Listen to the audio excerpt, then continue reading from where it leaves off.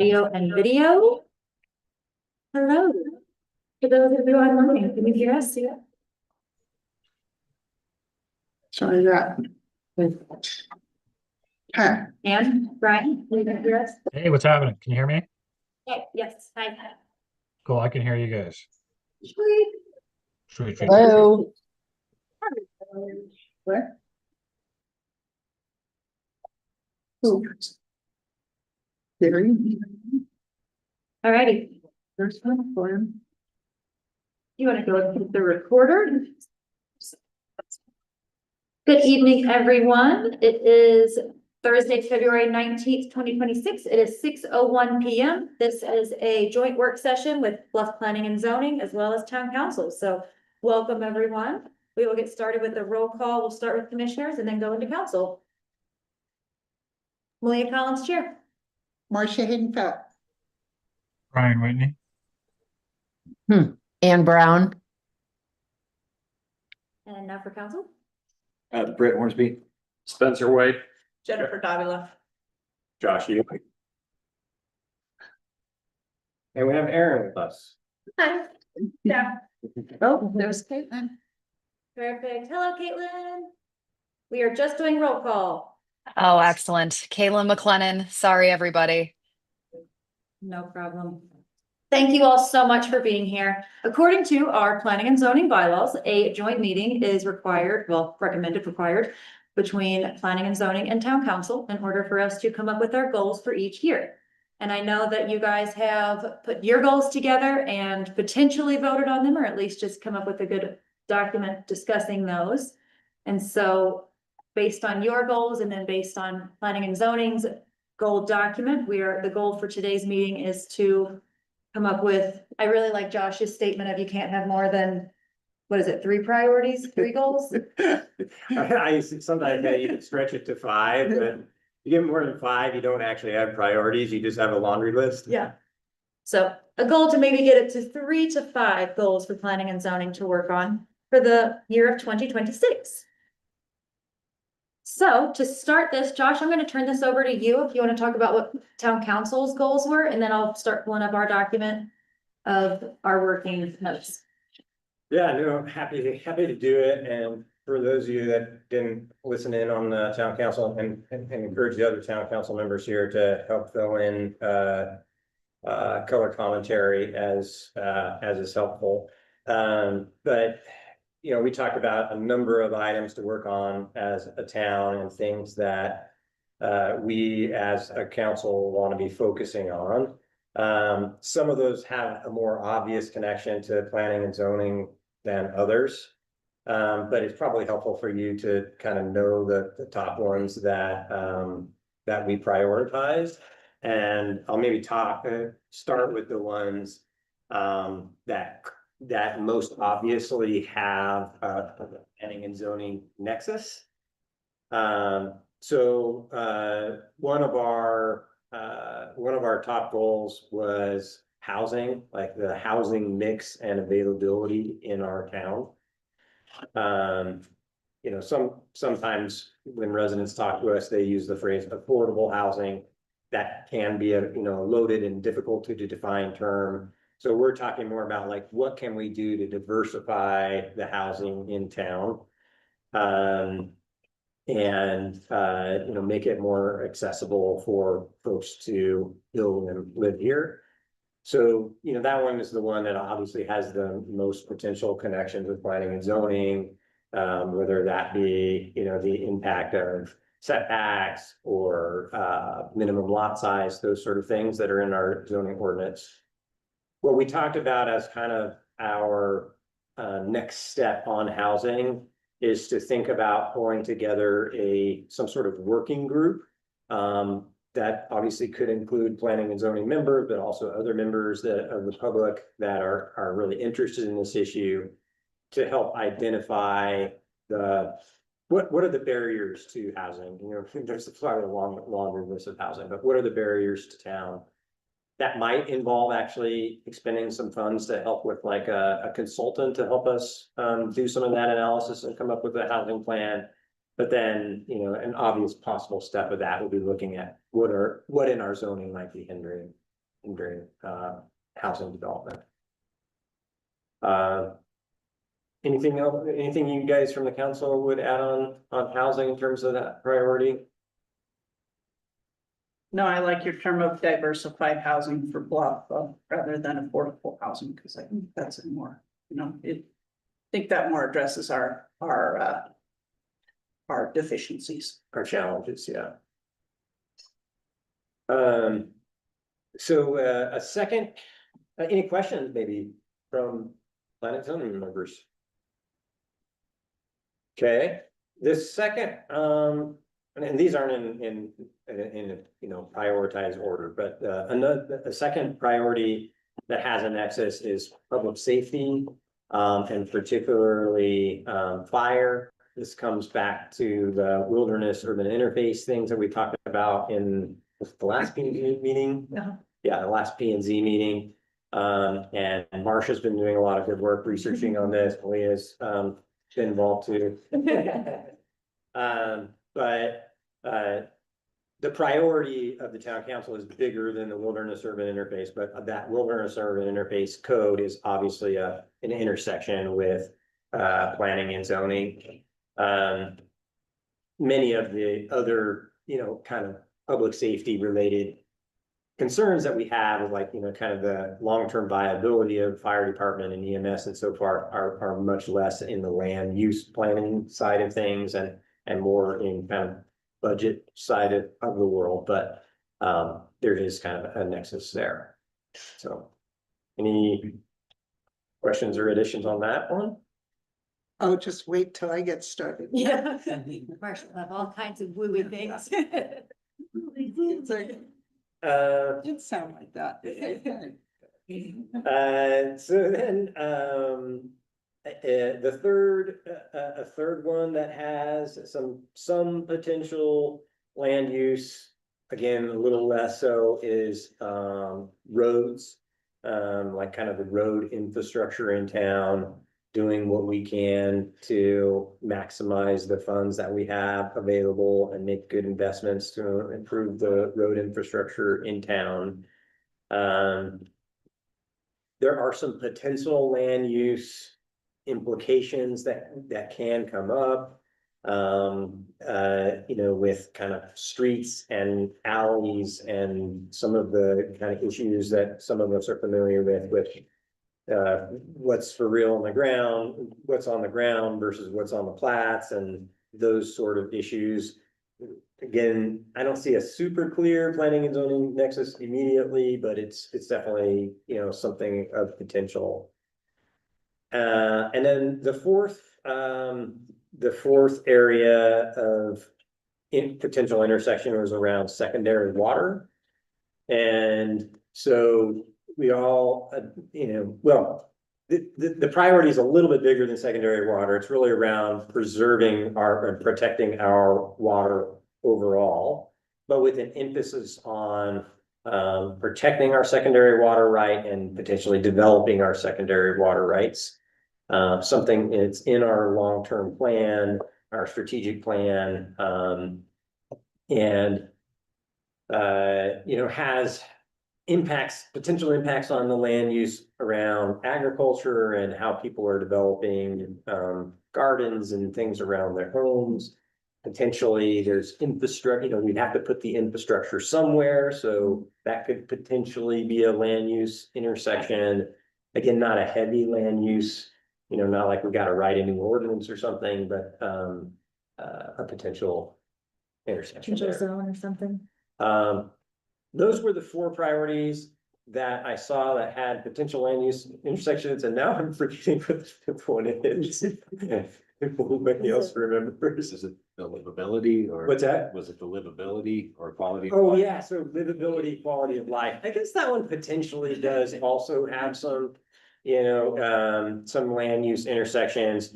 In that livability, quality of life, is kind of dark sky stuff that's mostly around, would mostly be around actually helping people do the dark skies, more like kind of enforcement side, but again, it ties into a land use thing that you all worked on. we also talked around livability around kind of the trail infrastructure stuff, so. Now that, I don't know if everybody heard, but the RISE grant came back to life, it rose from the dead. This is the grant from the state, to support design of a trail that would go from Montezuma Creek to Monument Valley, and they got $12 million. $12 million to design that trail. They'll also do a feasibility study of the trail from Moab down to Bluff. But the design will happen Montezuma Creek to Monument Valley. And so there's some, This is the bike trail. Yeah, well, it's part of the Utah Trail Network. Yeah. So it's not exclusively to bikes, Right. But it's an It's active not transportation. motorized. It's Yeah. non-motorized. yeah, that's right. It's active transportation trail. So obviously that would have significant impacts going through town. Again, whether it's actually a land use thing as much as it is a planning the future of our town, we obviously would want you guys involved with that. So I'm glad you brought that up. There's some intersections there. I could foresee some on-street parking type conversations or something that would probably To directly. use the trail kind of Yeah, thing. that would like, yeah. directly involve planning and zoning, I would.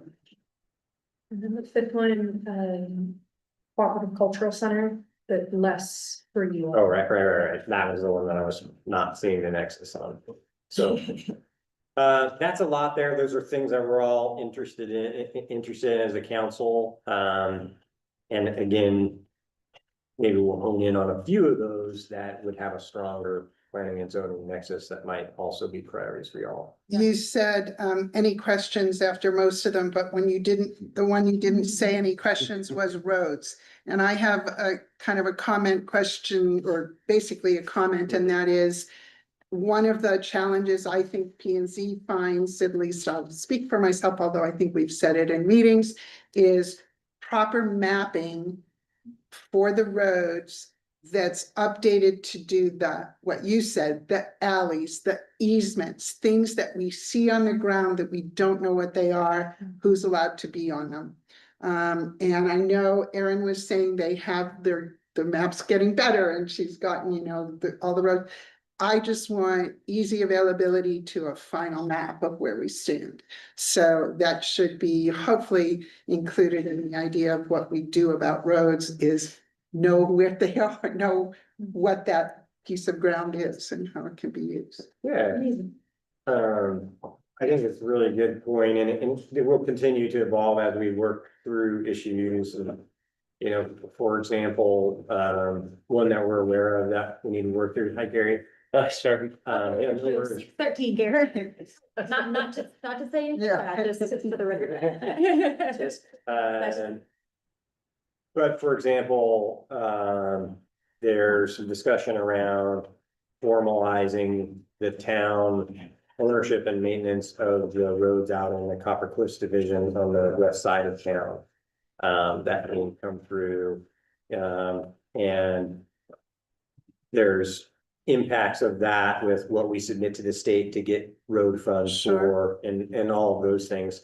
So I think that's a really good point that ties into one thing that I just wanted to bring up that is not necessarily tied to the town priorities, but I think it is in a way, another just priority we talked about that is not like an issue, but it's the well-functioning of the town. It's like continuing to get our kind of ducks in order sort of piece. And one opportunity came up is that the state evidently is offering some services to do some zoning map digitizing of interactive zoning maps. And they're theoretically offering free services to small towns to do that. Say So- yes. We heard of that through CERTA. We've reached out to them to say, hey, what would be involved with us taking advantage of that? And I don't think that we've heard back yet, but we'll keep working on pursuing that. And I think that goes together with that mapping and road mapping, Correct, us yeah. continuing to have, figure out better mapping solutions. Well, in particular, things like alleys and easements that people don't know who has what and what exists. The argument is that an alley? Can't we go through? Why can't we go through? oh, somebody got that out. So updating all of that as it goes, we finally have control over our alleys, which will make a difference, but I just know we've run into it on a couple. There's still one subdivision, if you will, that we did that I'm still not sure what street it's on, or, you know, whatever. So there you go. Yeah, it's just, I think that is something we do really want to work on, and it does have a land use kind of building Sure. code nexus when you're like, can I build here? Is there access to this property? Yeah. You know, all those sort of things that do intersect with y'all's work. So, appreciate you, asking about that. Yeah, Jen. I just want to do one clarification.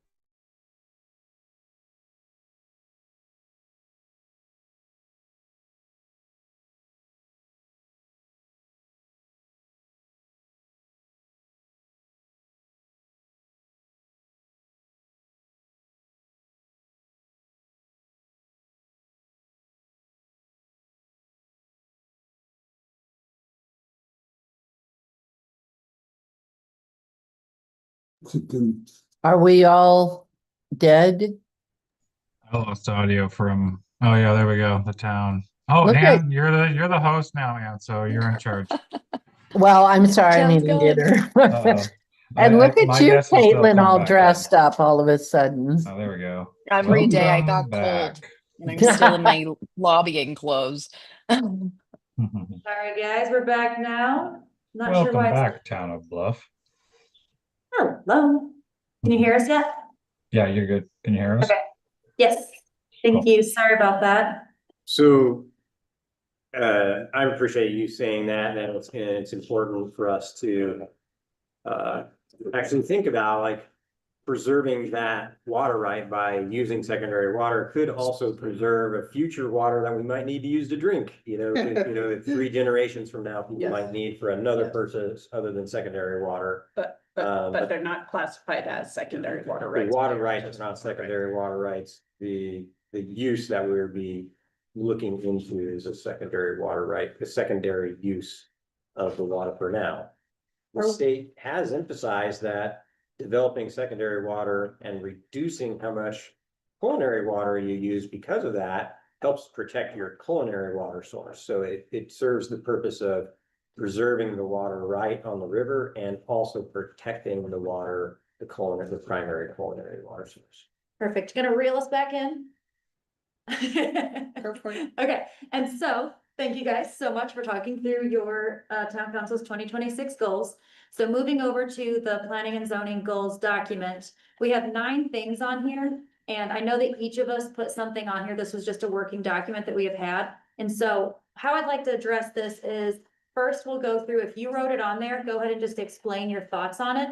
And then once we get done, we'll do a little bit of prioritizing as a team, a larger team.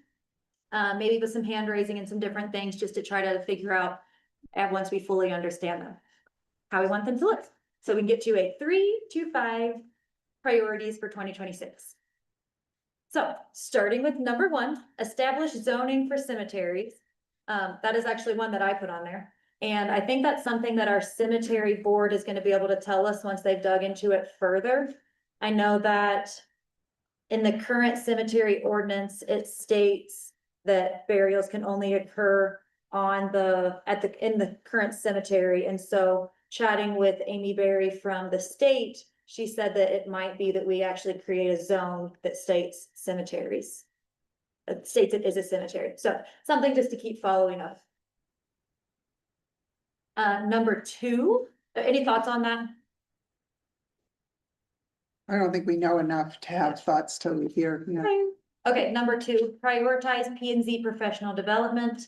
I brought this up from the 2025 goals just because I think it's a nice thing for us to keep in mind. Something that we have done in years past is that your individual interests will kind of guide your goal. So where town council plays into this is, did they have any guidance for us on what they would like, what they see coming down the pipeline ordinance wise that they would want us to take some additional training in? The way we did it last year was Amanda had an interest in solar. We knew that solar was coming. And so she took additional trainings on renewable energy so that she was more prepared when we started working on that ordinance. It's a little bit like what you did for us a couple of weeks ago, is to assign us something that we would follow through on. And I particularly like the idea that we sort of one-on-one report to the group, so that. Yeah, And the obvious one here, I think, with connects to our goals would be housing, is like if there are trainings and resources, and obviously there's like 6 bills at the legislature about housing this year. That's a pretty obvious one, just to, if, as there are opportunities. And then the other would be that I'll say what my opinion is, and not assume, but encourage other people to affirm this, is that I think it behooves us as a town council to put aside sufficient funding to support you guys taking trainings that are needed and to encourage you to do that. And that, you know, that can be part of our budgeting process to make sure that there are funds there to support you guys doing that. I think that's an important thing, just as it's important for our town staff to have professional development funding opportunities. In years past, you had to go to Salt Lake and Provo. I mean, for the county, I went to Provo almost every year. You don't have to do that anymore. So costs should be just registration type costs and maybe 1 or 2 trips to a specific conference or information. So it shouldn't be terrible, but we should be able to do it if we need to. Yeah, it would be nice to make a request, like what you think you'd like to see for a budget to do it, which I would like to see, Okay. and go from there. As opposed to just guessing. yeah, totally. Yeah, I like that idea. If you guys can come up with a number that we can be thinking about in our budget, and yeah. Oh, I think there's one in Hawaii, you got it. I think we all need to go to that. Anybody online have any priorities that they'd like to attend more trainings for, or any Yeah, interests? I would love to, after trying to dive into the second of the 2 bullet points you assigned me, that HB 368. I want to get more training in how these state changes. Yeah, I just more information about the stuff that the state's sending down, because it just seems so, I just don't know how it plugs in. Whether it's like, yeah, about development, I guess. One thing I might caution us is planning and zoning doesn't do a lot of this stuff. This is the town council that does housing, fire, and other things. So we want to be careful that we prioritize the stuff that we have, the work we have to do.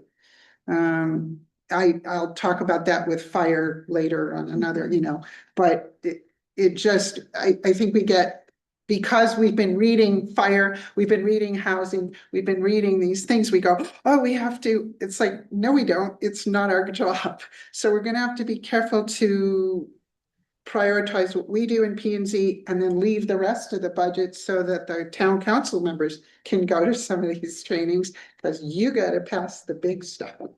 So they can go to. Yeah, Don't- well, I think no, that's also part of what I'm like, what I'm looking for in terms of like guidance and extra training is like, how do I even, when I look at something like that, as a planning and zoning commissioner, like what are the things that fall down onto us and what don't? So yeah, it sounds like all I need to do is just talk to you, Marcia. And then you Okay. can tell me what applies to us and what doesn't. Yeah, exactly. Give me a call. Brian, Maybe if Caitlin could give us a little bit of a training on this, as she works at the state capitol oftentimes. Just kidding, I'm not gonna put you on the spot. If you don't wanna do that, you don't have to. I'm like, you guys have to forgive me. I'm having a bill crisis as we speak. I had a representative call me, but I'm happy to talk about anything that has to do with this dumb legislature that is giving me a headache every day. Just wait, is the legislator still on the line when you said that? No, he's actually very smart and a nice man. Good cover. Awesome. I think to your point, Yeah. I really agree. Almost every issue is bigger than planning and zoning. But there is a nexus, there's a very clear nexus in many of these cases, housing very obviously, to where zoning is an important thing, and there's likely to be, like I said, there's 6 bills up there, there's probably 3 of them that will say zoning needs to do X, Y, and Z. Yeah. Some of them are really crazy that I've heard. that the Utah League of Cities and Towns is really worried about. There was a hearing today of a bill that was just like, you got it. Yeah, But it would basically be telling us, you have to rewrite your zoning Right. code to allow this, that, and the other thing. absolutely. I'm Well, not that's what it saying. seems like I'm so just many of saying those divide- bills. Right, right, Divide and conquer. absolutely, but it does seem like so many of those bills include just like direct rewriting of the zoning ordinance. So yeah, I just parsing out what is our work and what isn't. I don't know what kind of training does that. Yeah, well, and also identifying which of those bills do apply to us because we are a town, and so a lot of them aren't reaching all the way down to us, but many of them still are. Mhm. And I think that's part of reading through the bills and trying to figure out which part applies to us, because it doesn't, fingers crossed, necessarily always. And is there anything in particular that you would like to see us prioritize for professional development? Any subject matters that are of interest? I'm sorry, I'm eating dinner. Actually, excuse me. My biggest concern, and I don't know where the overlap is on this, but perhaps some of the funding for the trails might have something to do with this. At least that was part of the conversation a few years ago. And that is the safety of the school children, because the school was built on the road and the buses can't get in and out easily, and the kids who live on one side can't get to school easily, yada, yada, yada. Because I was tasked with transportation, it's been uppermost on my mind. And so I don't know where that overlap is with both the funding for I'm going to call it a bike trail. I realize it's more than that. And what we can do is how much overlap is there? The good news is one of town council's goals is roads and public safety. Or that's two of their goals. Oh my goodness. Yeah. Thank you. That's a really good call. Okay, anyone else on specific subjects? Josh, have you met with Barbara Silversmith yet at the school? She had some requests about signs and things like that, and she had some information that, about where the kids go and all that stuff during emergencies. It might be nice. I can consider email between the two. That'd be great. Yeah. Yeah. Fabulous. Look at this. Government working. Good government at work. Don't call me government too often. All right, anyone else have any specifics before we move on? Okay, moving over to enforcement. This is also one that I pulled up from our 2025 goals. And then I also brought up our tab of assisting town council with updating ordinances with proper consequences, consistency across ordinances. So this might just be something that is planning and zoning where we can, Marcia is shaking her head. No, go ahead, finish. I have a thought on it. Go ahead. This might be something that planning and zoning can do and then present it to town council, doing a little bit of research on what are the consequences, and just, bringing that consistency along. As we potentially, as we see further, redo some of our different code and ordinances. The only reason I shook my head, and Yeah. I'm sorry, I did not mean to interrupt that way. I was like, no, wait.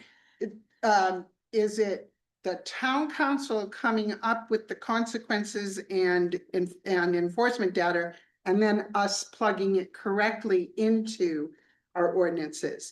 So it might be the reverse of they have to come up with their plan of what that is. There's misdemeanors and, whatever we're doing, or just Or fines. fines, Yeah. exactly. Then we plug it in consistently. So it might be the other direction of, I love that. whatever. But you're right. No, we have to do that. We'll have to fix the ordinances. Right, regardless, it would be us doing the edits on the ordinances, but what does town council think about creating the consequences and then giving them to us so that we can plug them in? Yeah. Well, they don't have to Your answer. parent? Sorry, no, shoot, go on notes and I mean, test. It's a very hard chicken and egg sort of thing, like, Yeah, I don't think, I've never been a believer, like, you have one set of consequences for all laws, you know, it's like the difference between speeding at 100 miles an hour going through town and speeding at going, 42 miles an hour, it's a very different consequence, right? And, one should be a felony and one's like, oh man, why'd you get pulled over? And so there does have to be some thought of like, how does the consequence match up with what someone did wrong? Right. And so It's a little more. It's a little more. Whatever this word, edited when it comes to planning and zoning, because we're talking about. If you don't do what's in the code. And it's not criminal typically, it's, you didn't build to code and you didn't meet the things. So you're right, they don't all be the same, they have to be at the same. For example, they have to be at the same time, we decided. If you have 30 days to fix something, then you have 30 days to fix something. And at 60, you start paying the fine or whatever. So those are some of the things I think we're talking about, but we can. Yeah, that could be helpful because I know that last year we did start working on this and we have a spreadsheet that I'll share with you guys that talks about if at 30 days, we give you a warning or we give you a warning when noticed or whatever that is. Then you have 30 days to fix it. And then at 60 days, you have this. And then at 90 days, you have this. And it can be that would be how a lot of these land use, because it's also, if you didn't get a building permit, if you didn't in past get a land use clearance, but we might not have those. Yeah. Okay, And I feel like enforcement meetings come up over and over again. In the Yeah. last 2 years. It's got a lot of issues. One of my issues with it is like, not just the consequence, but like how things are being reported. You know what I mean? How those are being taken in, because some of them make a ton of sense, and because they've got like easy throttles, like stuff comes through the building department, you're not passing housing inspection, all those things you can get. It's got Yeah. a system set up. There are other ones, dogs. You know what I mean? Just like other things. that neighbors pop up, calling neighbors. where it becomes like, it does feel like we're kind of getting into more like HOA, neighbor on neighbor, in between drama kind of stuff.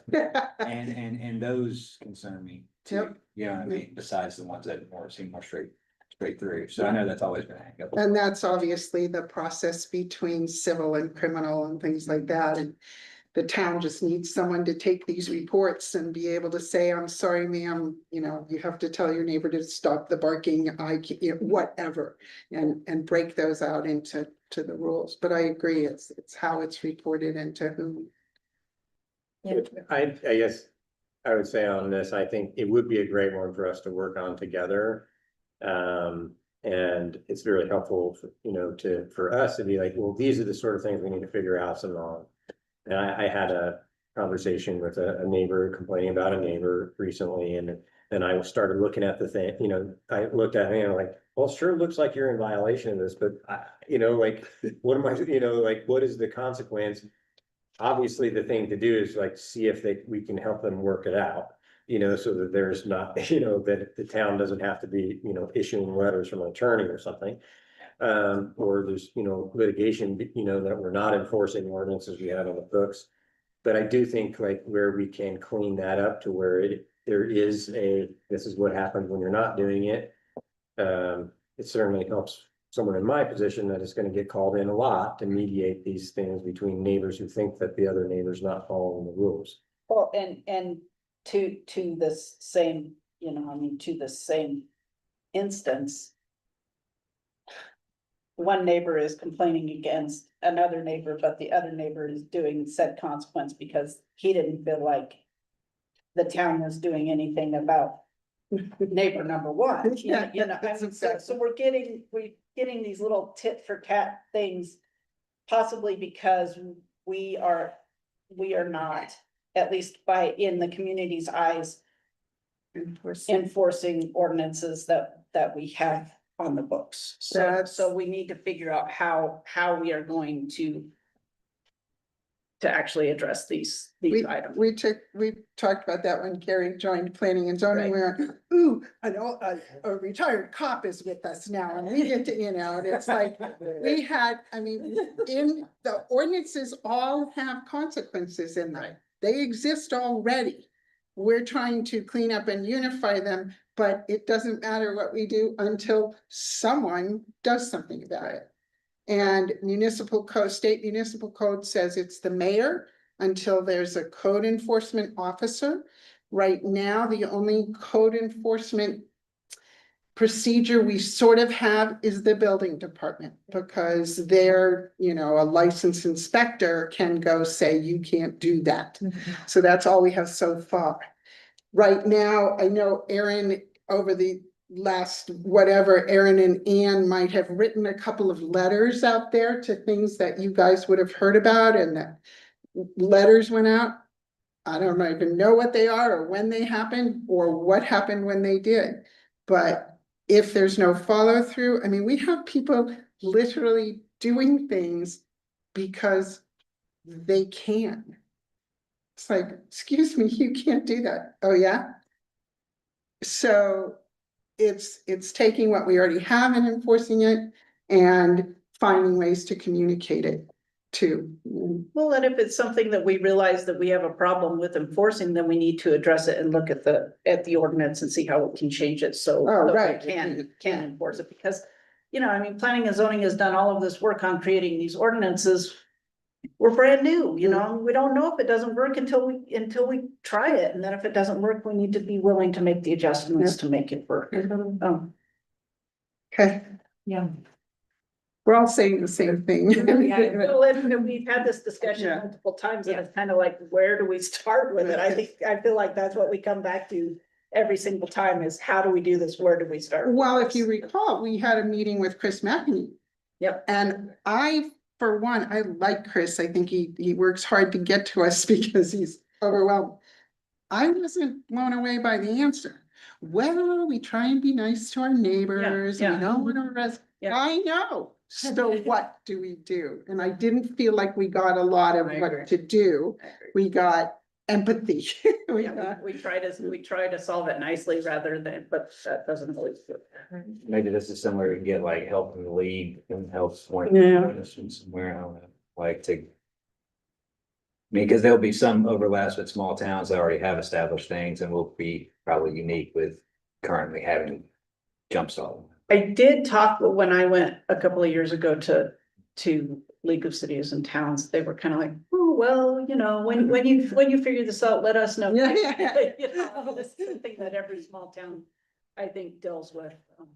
There's 30,000 small towns Yeah. in America, and I can't imagine any of them have this figured out. Yeah, no, But that doesn't mean we can't work on Well, it does- having the yeah. best community we can and figuring out the best we can. I do strongly lean toward what Chris said, though, is like every one of these you can figure out without having to involve a lawyer. And without having to involve a fine or a fee or something like that, our community is better off for it, as long as it's done fairly, and with good faith. So that'll obviously be on me and us to try to mediate those the best we can. And then, like Jen said, there's sometimes that doesn't happen. And so you gotta decide, are we gonna do something?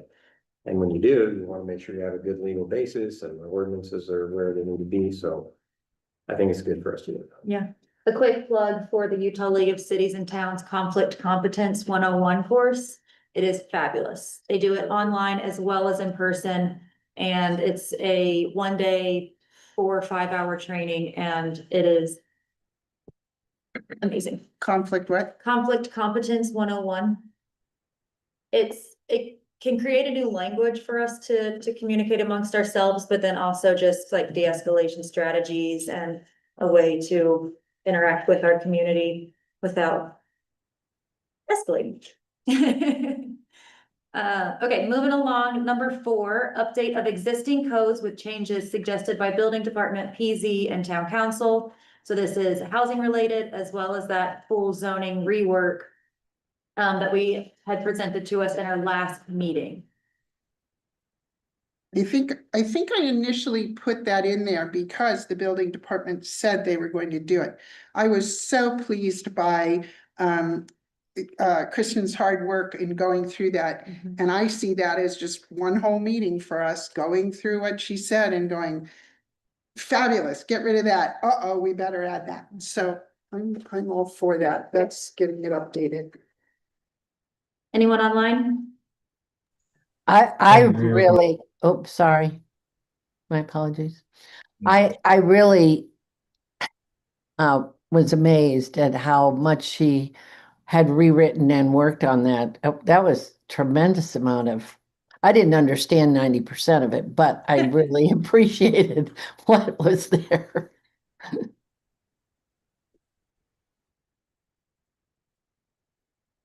Brian? Oh, I was just saying that I agree with Marcia and that it seems like a perfect exercise of during a meeting just to go down the list. Seems like a pretty easy tee up for us to use her work. Yeah. I do want to indicate, I know quite a lot of work was done by Kristen, and I do want to have planning and zoning. I'll kind of work with you to distinguish what would be like Bluff Building Department specific versus items that might not necessarily fall into that scope. So if the intention is to evaluate the zoning code in its entirety, we would probably break out some of those comments as like true public comment, because they're more, I mean, they really do delve more into like planning and zoning's jurisdiction as opposed to the building department's jurisdiction. And so, you know, of course, if you choose to open that zoning code, you know, we'd want to go through a very robust public comment period, ensure that, you know, we're hearing from all members of the community who want to communicate. I know, you know, when we talk zoning code, we start really getting into, you know, some hot topics and important items that do set the direction of the community. So what I'll do is take a look, you know, Chris and I have talked about this and kind of separating the true Bluff Building Department needs X, Y, and Z, and then you all can evaluate the other comments as public comment and kind of combine those with other public comments you're receiving. So I'll break those out for you. But I do, you know, I do want to highlight there was a lot of work done, and much of it does fall under planning and zoning jurisdiction. So just be aware of, you know, as you're looking through that. Well, and I agree with you. I thought it was fabulous that she did that much work, but she did it for us to evaluate. So, Absolutely. so in other words, we're gonna sit there and look at it and go, oh no, we're not taking that out. Or I didn't know we could take that out. Let's, you know, that kind of thing. So I agree with you. It wasn't like I'm gonna go, okay, take out everything she said in red. It's more like, how does this work for us? So like I said, I just think it's a one evening meeting of going through it. Probably many Not worth it. meetings, Yeah, but probably. no, but at least, actually, it's probably the one meeting to do what you're doing and saying, Yeah. this is this and this. Yeah, would that be a better use of your time if we were to sit down with you as planning and zoning so that you're not doing it? You know what, I would really appreciate that, and I think it also might be a really good exercise for the new planning and zoning commissioners as well as our experienced ones to be able to distinguish, you know, hey, these are planning and zoning duties that are under our jurisdiction versus, you know, we see this intersection here. So if you would like, I think that would be very much appreciated.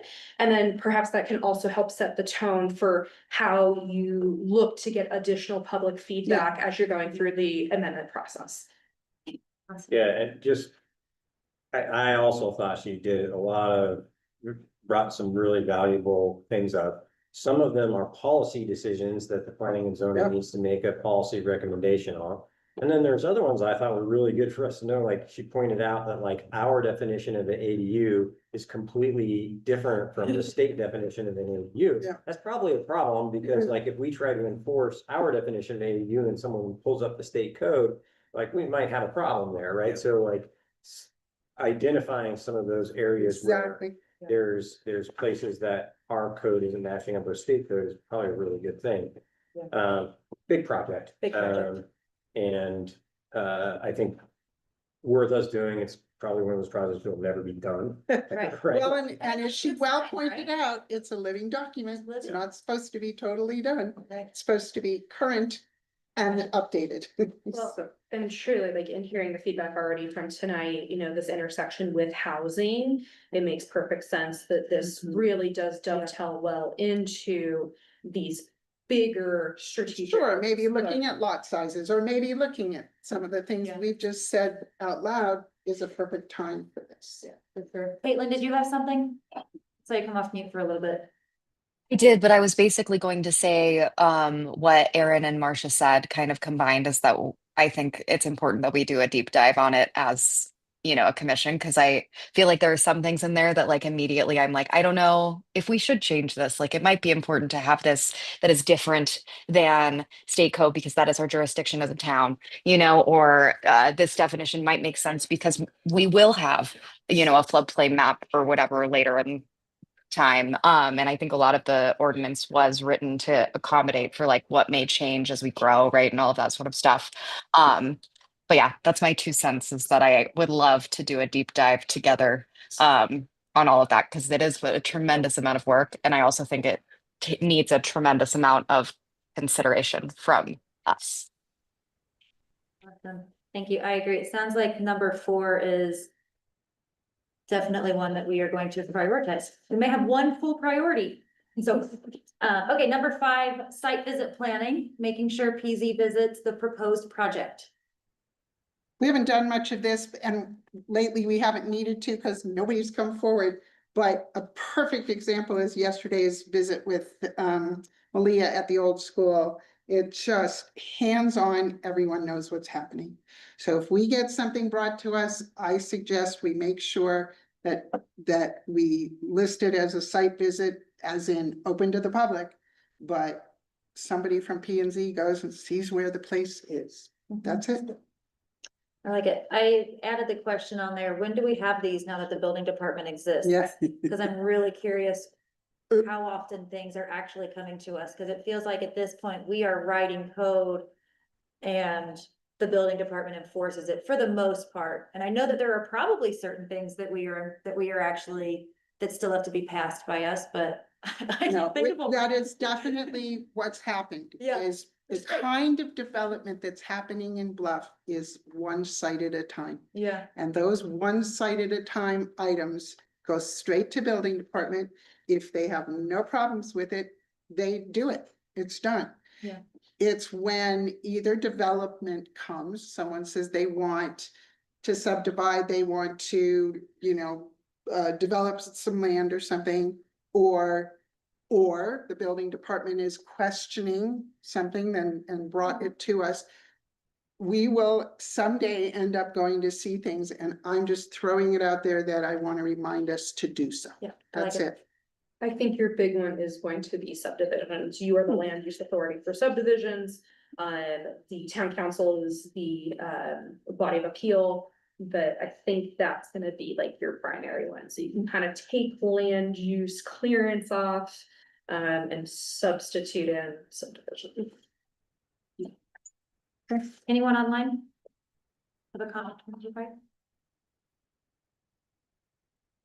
Okay, move on to number 6, investigate options to expand affordable housing options in town within PZ scope that maintain open lands in town limits. Is my density comment. Bringing it back to the mayor's point is, I think keeping in mind that like there, I feel like there's multifamily density and then there's also like deeply affordable housing initiatives, right? And I think us exploring those as a team could be important. Yeah, and that can tie into that full zoning code rework, as well as some of the other housing training and things. And I guess I'll add, I think any sort of, you know, development in Bluff should prioritize what makes Bluff special, you know, especially if we're thinking about additional housing or additional building or whatever. And there are ways that we can do that to accommodate for like the glorious outside lands that are, you know, in town and in town boundaries even. But it takes a lot of careful thought. And I think we should do that thinking. Do we currently in our zoning have specific spaces that are developed to maintain open lands with, you know, I mean, within our, not 40-mile town radius, but our, you know, kind of livable core Well, developed, as Primarily- developed right now, primarily you're talking about things like lot size. right? Infill is something we've talked about. Infill to me is really important that, you know, people are allowed to build in town on these small lots that are around, because then you don't build into our Then we don't mountains in have our spread, beautiful yeah, country. yeah. You know. So that's one.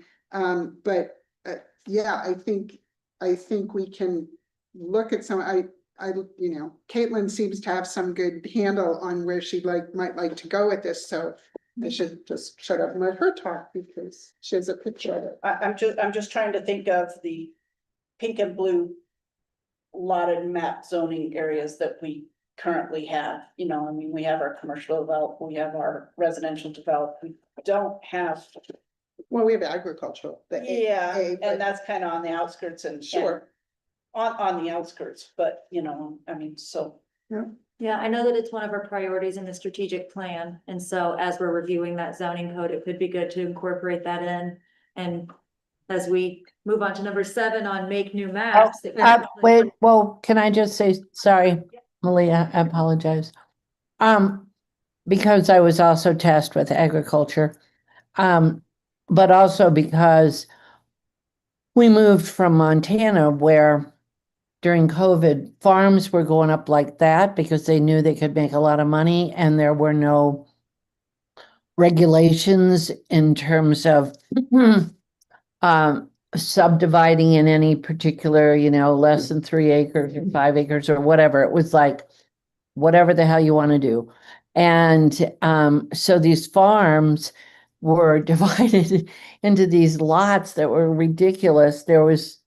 Anyway, I think it's very important that we really look at our agricultural lands around us. Our town boundaries are huge and encompass so much more agricultural or vacant land or grazing land that that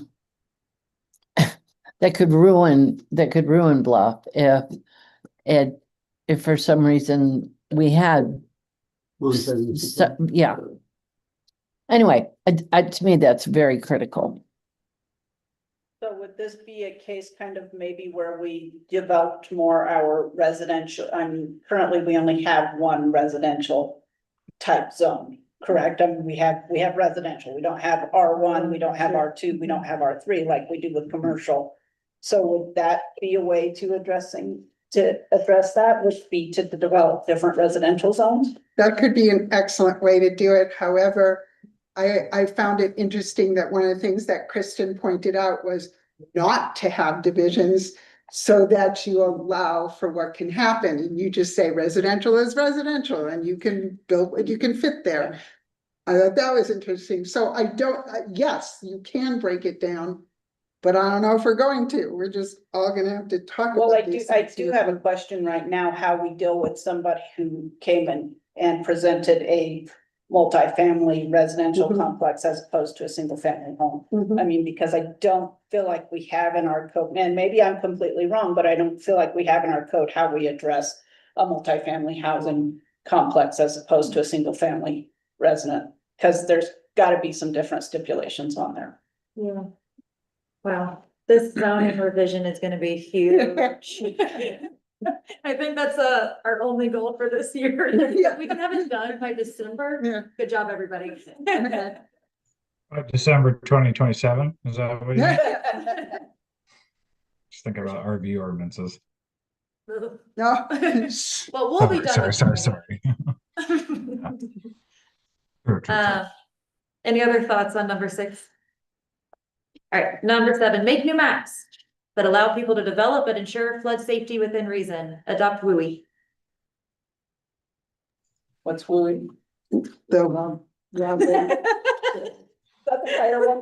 That's the Okay. That was an appropriate response, Shannon. There's a YouTube video that's been posted from 2 weeks ago that you can watch. Well, there's public out there that's gonna say what's wooing. That's true. No, that's a good point. We just need like. Oh, that's- We should put that link up there. Wilderness urban interface. Yeah, Okay, who wrote number 7? yeah, okay. No, that's fair. That's fair. It was me. Love it. Me writing down goals. I just like maps, and I think we should think about flooding, in addition to wildfire risk as indicated from our last meeting. And I figured that that could also, I mean, I wonder, Malia, like, could we put that under, like, as a sub bullet under update existing codes? Because I feel like adopting and understanding what that new bill is going to cause us to do, right? And like what we need to think about with floods and multifamily density and like how our ecosystem exists around Bluff, is part of that zoning ordinance update. And could go to you guys finding out if the state will in fact help us with all these new maps. And I would probably put this more under like an overlay, like a map overlay as opposed to zoning code. But I think if you like do that high level, like maps, you've got zoning, you've got WUI, you've got the airport overlay, you've got potentially floodplain. And so in our discussions with the state, we can ask like, can we also add in these other elements that like people could select those overlays? Because you're not gonna build a zone that says floodplain, like, we're not gonna do that, but you can have an overlay. Or we can work with the hazardous, we can work with like the state to say like, yes, this is a hazardous area. or something like Geological that. hazard. Yes. What kind of data do you go to support that? Because, I mean, technically, the whole entire town of Bluff, if you look at historical data, the whole entire town of Bluff is in a floodplain. I'm sorry, but we had the But the river that feds goes say we're from not. bank to bank, but you go to try to get flood insurance, Yeah. good luck. So typically this is something that's managed at like the national or even state level. What you find on the maps for Bluff is like we're in an unevaluated zone. And so if you, I mean, there's a federal floodplain map system and Bluff does not show up. This does come under the same level of concern as what Kristen was talking about when like you designate an area as a WUI area. If you're designating something as a floodplain or a flood zone, like that could have impacts on landowners, insurance and everything like that. So there are levels that we're gonna want to research to understand, like, if Town of Bluff puts this out here as this kind of designation, how will that impact our residents? However, it could also help us in terms of if we're looking for specific grants and funds to help mitigate some of those issues, or we're looking for like FEMA money, things like that. Like there are things that already feed up to the county and up to higher levels that like, of course, they know we're right by the river. So we'll just want to make sure that we're weighing those, but there's a lot of research that's needed. So if that's one of your strategic priorities, awesome, you can help do the research. I'm fire, she's water. Fire, water. Okay, perfect. And we're all in. All right. Amazing, amazing. Caitlin, I went ahead and took number 8 and threw it up under number 4 as well, because along with those maps, it would probably also play that we would have a flood resilience guideline. You also wrote number 8, didn't you? Adopt flood resilience guidelines recommendations. Yes. Yes, that was also me. Perfect. Anything else you want to say about that one? I think that's probably getting to, and I don't know because I'm looking at the goals document and not the like gallery, but I feel like somebody in the room talked about everything's in a floodplain.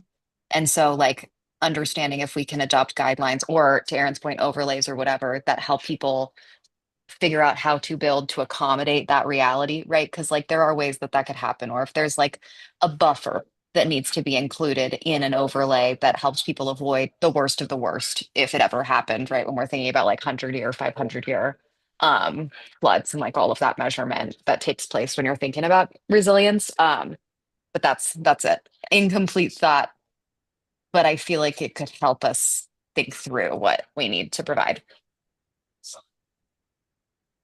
Thank you. Anne or Brian? It's all floodplain. No, I agree with Caitlin. Yeah, and nothing more to add. I don't either. Fabulous. She's so well spoken.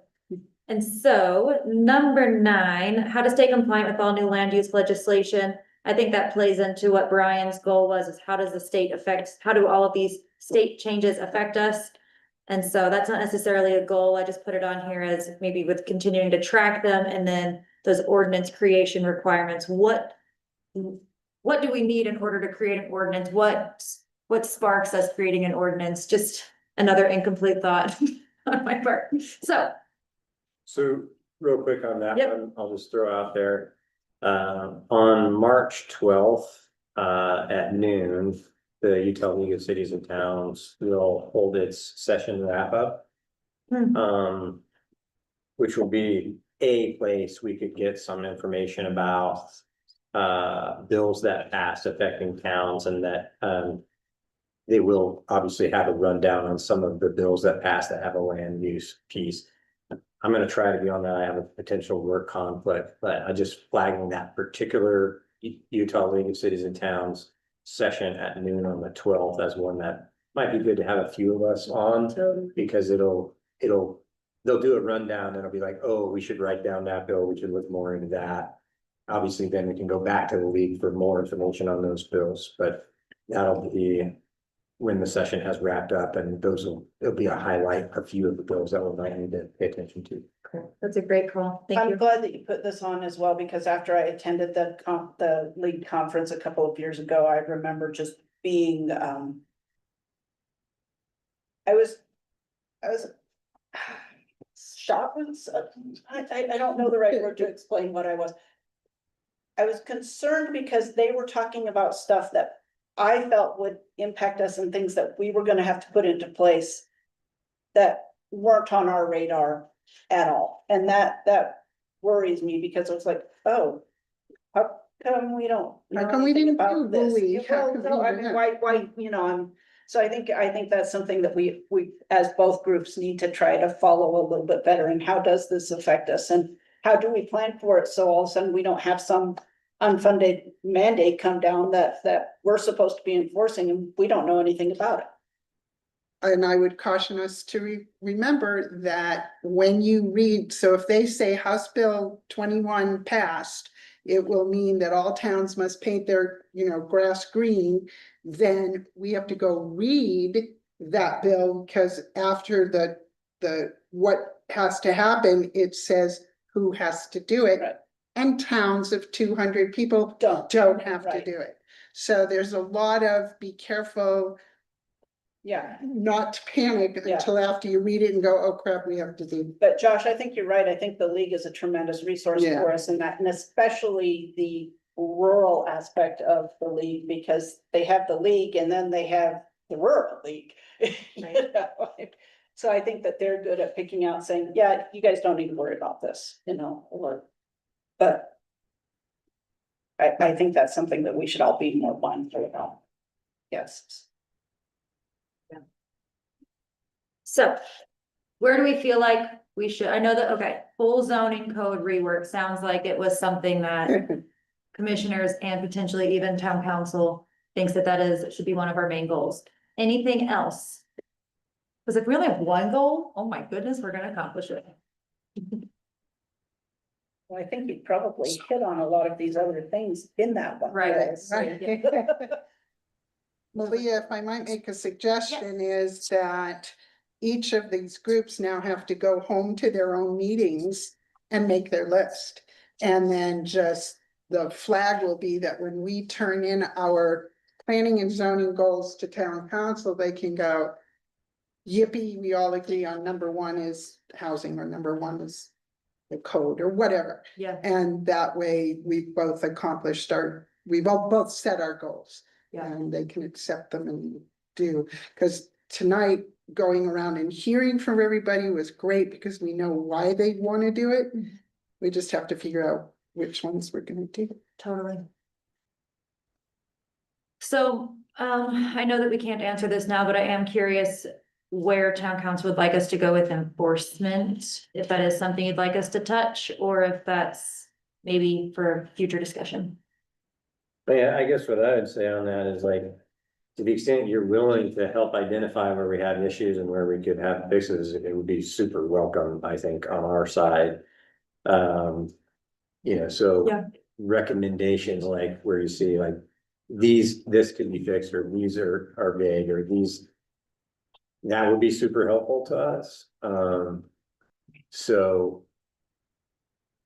You know, to the extent you're willing to prioritize that and work on that a bit, I think it would be helpful. I don't feel like it's an emergency, like we need this by April sort of deal, but. Goodness. You know what I mean, but like, it's a long-term issue, but. And to some degree also works in with the zoning, that as you're doing that, you can be thinking about those pieces. And I don't know, we talked last year on the enforcement part. Because some of them said it's a class B misdemeanor. And I know Ann was going to look at those and get that out of there. Because we didn't want a criminal charge against somebody for parking there. Parking on the street or whatever it was, and those would help if those were cleaned up. Yeah. Or pointed out. So I didn't get back to see if she taken care of those. That's a good example. Yeah. Yeah, very good. Perfect. Well, zoning code rework and then maybe a code review on enforcement. Goals for 2026. And then I'll just put in one more plug for housing, because it's related to those, but like, I think the housing will be something that is the clear nexus between the two priorities. Perfect. Thank you, thank you. Anyone online have any thoughts on that document as I'm pulling up our agenda?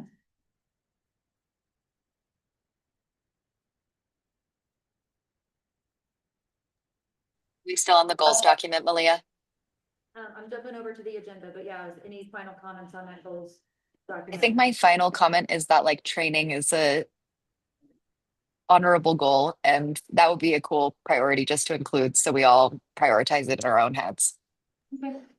Yeah, I agree with that. I'd like to have that as our own personal, irregardless of our, of what nexuses exist between planning and zoning and town council. I think for us and for with new members and for those of us who still need to catch up to our roles, I think training should be on our list. And those who have to pay attention to what's changed, so. Yeah, exactly, right. Precisely. Yeah. I like the towns and leagues. Oops, sorry, you guys. Oh, I was just wondering if maybe if we could find some sort of training that could maybe help with enforcement. If there is something that we could find, if like the league had something like that, or. Yeah, What conflict competence? I guess, I mean that definitely would tie into it. Right. and a lot of this overlaps. If the town, I think March 2nd or something, aren't we all talking about going somewhere to do? So, I mean, I think that's good Land use for, training at the hideout? it can be good for anybody to come listen to those on either board, so they hear what's going on, because planning and zoning is just a recommendation board. Whatever we do, we have to send to you guys to be approved, so you need to know the basics. You know, you trust us to get the work done, which is great, but you should know the basics of what we just said you should do. I was gonna mention that, but since you did, you might as well now, but I'm planning to go on March 2nd, and Mark is planning to go there. I think we had planned to go. Some of us will probably carpool up there. It's up to Monticello, but it's an in-person training, which is kind of nice. not Yeah. Being on Zoom, once again, for those of us spend a lot of time on Zoom. So if anybody else wants to go that evening, we'll have to leave by 5-ish or something. March 2nd. March 2nd, it's 6 o'clock up at the hideout. Mhm. I think I'm gonna try to go too. I think Yes. we'll be back Yeah. that morning from Marble Canyon training, so we should be able to go. And Anne is planning on going. Amazing. Erin, what does that look like if we have a quorum at a training? I was about to say, so the training's fine. If you are carpooling together, that's another situation. If you can do anything you can to make sure you don't have a quorum of your entities in one car, I would so appreciate it. I know, seriously, yeah. for Are real. you? I am Or serious. we need to record our car ride. We Yeah. you can have We could two take council car, members and yeah. two, you know, like, We have it's council okay. members and two planning and zoning, can't have three, either in the same car. I kid you not. But there, I mean, most we cars used to we take- make a point of taking a county van and putting as many people in as we could. Should have been a That's public ju- meeting. I know. That's just Crazy. crazy. What if two planning and zoning commissioners are in the cab of my truck and one of them is in the bed? Does that still a quorum or That's not the does, same room. Yeah. I don't have a cap, but I think it still applies. Sorry, But sorry. we don't need to notice the meeting, we don't need to notice the training, that would be held separately, you're also not gonna be making any decisions No, during the you're not. training, so you're good to go. Okay. Ah, I know, common I sense. tell me about it. Well, and don't they make all meetings public?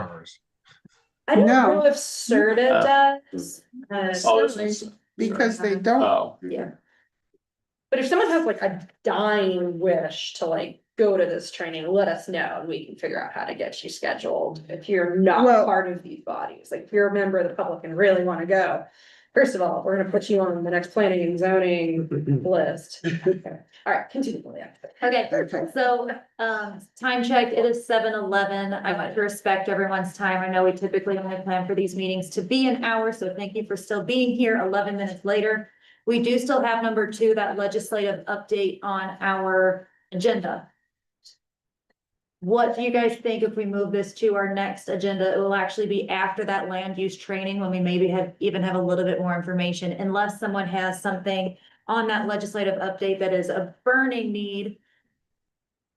Caitlin, Please speak now. Caitlin, did anything happen that is a burning need to know tonight? Or just, Not that I know of.